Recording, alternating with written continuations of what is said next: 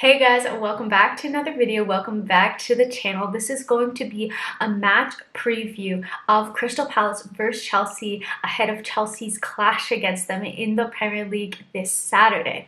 It's been a sec. I never upload content during international breaks. I always think that I'm going to try and then I just end up taking a much needed break because it's so hectic, go during the when the football is on. I'm also going to be on Chelsea's Matchday Live like almost every game, which is pretty cool, and hosting Twitter Spaces for Chelsea in the USA for the Champions League matches. So there is like a lot going on, but I promise to keep bringing you guys that content. And so in this video, I'm going to be talking about how Chelsea have been doing, Graham Potter's press conference, exactly what he said, the starting 11 that I think that we're going to see, and why, how I see this game going, and my score prediction, and I think we'll wrap it up at that. So if you like my content, make sure to hit that subscribe button so that other people can find my channel, and let's get right into this video.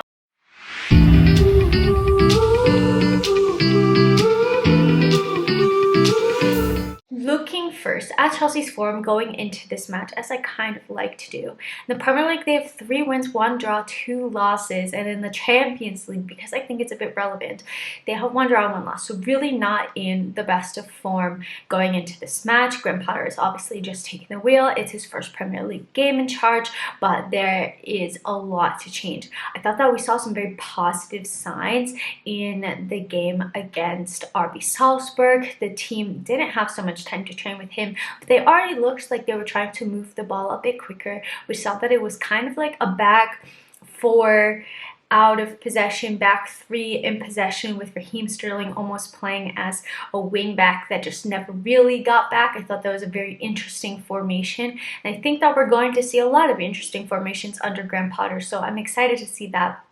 He hasn't had so much time to work with the team. He has had the international break and he's worked with the players who haven't gone on international duty, but obviously there's been a slew of players that went on international duty as well. And also, when you just take over a team, is it better to have a load of time, or do you want to try to put what you've been working into practice and play games? So in his press conference, he says, is it good or bad that there's been 23 days since his first appointment in order to have a Premier League match? And he said, probably a bit of both, if I'm honest. Used a bit of time to get to know people, but at the same time, we're itching to play. We couldn't control anything in terms of how things have panned out, and we've had to make the most of it. And I feel like you have a lot of things that maybe you're trying in training, but you don't know if it actually works unless you play a game and test and see if it works. So I'm excited to see how he does that. Hopefully the team feels a bit fresher, having a bit of a break of so many fixtures, because now it's just going to be absolutely hectic. A game every 3 to 4 days between all the competitions that Chelsea are in ahead of the World Cup, which feels really weird now that we're about to have a World Cup. He also talked about some team news, and he said that N'Golo Kante has been doing some light grass work, which is fantastic news, and hopefully we could see N'Golo Kante back around next week, which I'm very excited about because I miss N'Golo Kante so much. I believe that Edouard Mendy is also not going to be fit enough yet for this match, and it seems that Cucurella is going to be out through illness. In addition to those 3, I think that Carney, I never come to say his last name, I really need to learn how to say it, is also going to be out. Everybody else should be fit. He was also asked what his biggest challenge is going to be as Chelsea manager, and he said that they have a massive 6 weeks ahead, 6 weeks, 13 matches, so he needs to try to find the right formula for each of those matches, and finding again the right formula for resting players as well as playing them, their chemistry, and that is by far going to be his biggest challenge. And I 100% agree. I do not envy him at all, because players need rest, but at the same time you need to play the same set of players more or less consistently so that they can gain chemistry with one another. So let's see what happens. It's going to be a crazy next 6 weeks for sure. Moving over to my thoughts ahead of the match. in the last 6 games that Chelsea have faced against Crystal Palace in all competitions, they've won all of them. So we have a very good record against Crystal Palace. We are playing them away from home, but I do feel that at the end of the day, this is a must-win game for Chelsea. Not only because we're currently sitting 7th in the Premier League, it's still early days, but we really want to fight for a Champions League spot. We need to win these sorts of games, and also to just get things moving, because we have an absolutely massive game against AC Milan midweek. So I really hope to see a strong Chelsea performance from the side. Obviously, things are not going to change in just a couple of weeks. It's going to take time for Graham Potter to implement his ideas and how he wants to see the team play, but hopefully we can see a progression towards that. This Chelsea side has recently struggled with defending and has been conceding a lot of goals, especially through set pieces. So I hope that that's something that they've been working on. And while they do create chances, sometimes they are a bit, I want to say, risk averse in how they take shots. Chelsea need to start scoring more goals as well. Just take a shot. I've been saying forever, take a shot, and I hope that we see that more as well. Looking at the starting 11 that I'm predicting, it's a bit difficult because we've only seen one Graham Potter team so far, and I do feel that he relied a lot on seniority in that match, like Thomas Tuchel did in his first match in charge. So there are a lot of players like maybe Jorginho, Azpilicueta that started that match that I don't think we're necessarily going to be seeing start week in, week out. So perhaps the starting 11 could be more representative of the starting 11 more or less that we're going to see going forward. So I'm kind of going to go off of the formation and system that he had played against RB Salzburg. It could be the same, it could be completely different, we just don't know. Obviously formations are fluid as well, it doesn't help, but I'm gonna try my best. In goal, I think Mendy is still out, so we're going to see Kepa. I'm gonna go for a back four that maybe can change into a back three. So Reece James at right back, then the center back, I don't think Azpilicueta is going to start. I think Chalobah, they've apparently been testing as a 6, so maybe we'll see that, but I don't think he's going to start. I think maybe like Fofana and Thiago Silva, or Fofana and Koulibaly. I feel like Wesley Fofana being the big defensive signing starts this match, and then Ben Chilwell at left back because Cucurella is out injured, and Ben Chilwell I want to see get more minutes as well.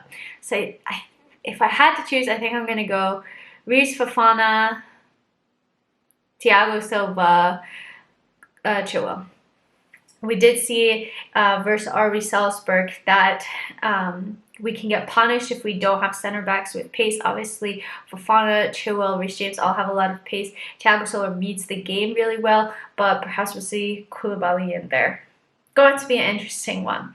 Moving up the pitch into midfield, I don't know, because I feel like N'Golo Kante should. I don't know who to pick when N'Golo Kante doesn't start. We might see Jorginho, but I want to see Kovacic. So I'm putting Kovacic into this team, and I'm going to say that Mason Mount and Conor Gallagher play ahead of him. Maybe not the most defensively solid thing ever, but I feel like we can make this work. We've seen in a couple of games that Jorginho hasn't been passing the ball so quickly. I think that Kovacic helps with that recovery in the back. I think that he helps to link the defense and the attack as well. I think that he's a good defensive presence.